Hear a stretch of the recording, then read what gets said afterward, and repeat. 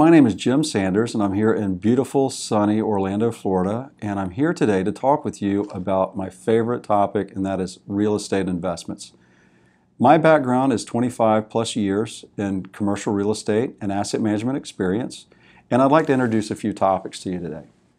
The first is the safest, simplest investment strategy for absentee owners, and that is what is called a triple net investment.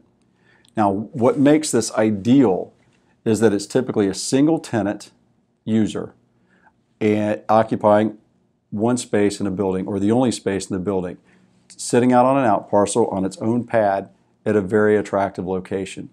Now, why I like this one so much is because it has shifted all of the responsibilities away from you, the landlord, the owner, and over to the tenant. So it makes this very simple to manage and to own. And the ideal thing is you just check your mailbox, your mail slot, and you just collect a check every month. Now let me explain this and get into more detail with you about this. The single tenant type deal, let's just say we have a McDonald's. We're all familiar with McDonald's, and you'll see the McDonald's sitting out on its own piece of property, operating as its own entity. That typically is a single tenant triple net investment.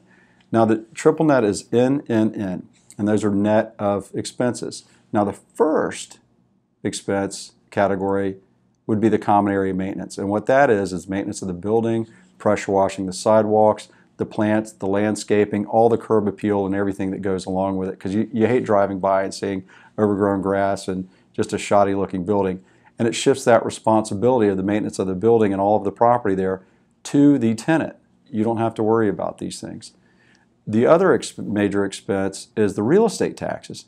Now, the real estate taxes are the taxes that the municipality applies to that piece of property. Now, if you have something like a standalone McDonald's, that's going to be a pretty valuable piece of property, and the county wants to make sure, or the city wants to make sure, that they get their tax revenues off of it. That's not your responsibility. That goes to the tenant. The tenant is responsible for paying that. It's another thing you don't have to worry about. And the last is the insurance that you have to carry on the building. Now, everything, is insurance. You have to have that, protect from being sued or anything along these lines. There, once again, is not your responsibility. That belongs to the tenant.